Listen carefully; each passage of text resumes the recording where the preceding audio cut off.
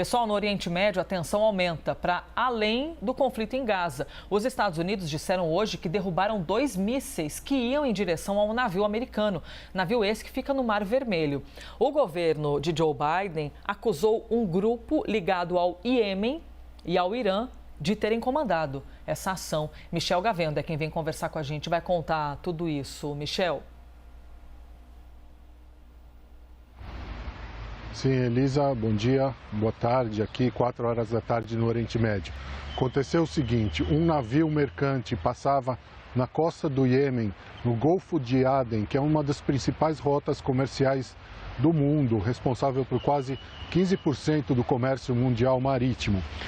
Esse navio cargueiro foi atacado por pelo menos 4 embarcações de rebeldes Houthis, que são rebeldes no Iêmen, que são apoiados pelo Irã.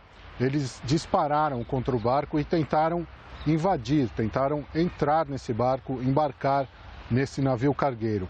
Aviões, helicópteros dos Estados Unidos que estavam em embarcações, em um porta-aviões, em um destroyer dos Estados Unidos na região, foram chamados e dispararam contra 3 embarcações dos rebeldes, afundaram essas 3 embarcações, uma delas conseguiu fugir.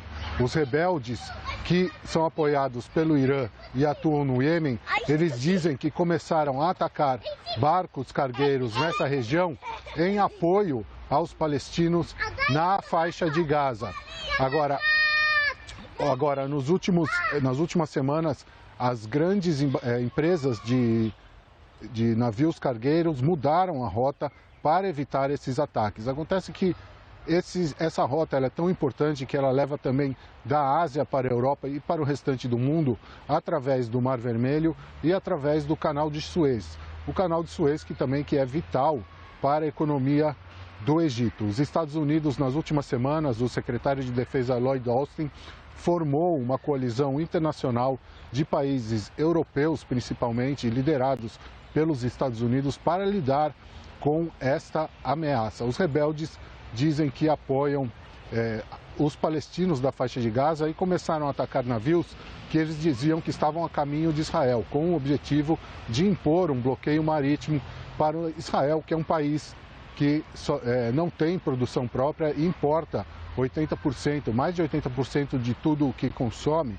e depende do comércio marítimo e também das linhas aéreas. Então, os rebeldes, em ação de solidariedade aos palestinos, com o apoio do Irã, passaram a atingir os navios cargueiros. Com o anúncio norte-americano dessa coalizão marítima internacional militar para enfrentar essa ameaça, as grandes empresas de embarcação voltaram a navegar por esta rota no Mar Vermelho, mas ainda é um ponto de tensão. E agora esse ataque contra um navio que teve pela primeira vez nesse conflito atuação direta de helicópteros dos Estados Unidos atacando rebeldes de milícias pró-iranianas no Mar Vermelho. Elisa. Michel Gavendo trazendo para a gente, então, essas informações. Estados Unidos abateram mísseis lançados a navios no Mar Vermelho. Michel, a gente está aqui te ouvindo e eu consegui ouvir a voz de algumas crianças aí em volta. Normal, né? Crianças brincando e tudo mais. E não tem como a gente não pensar nisso, em como manter uma naturalidade, né? Alguma normalidade em meio a esse caos que tem havido aí em Israel, né? Então, as crianças criando, né, Michel, esse universo paralelo e continuam brincando. E assim tem de fazê-lo, mesmo que estejam em meio ao conflito.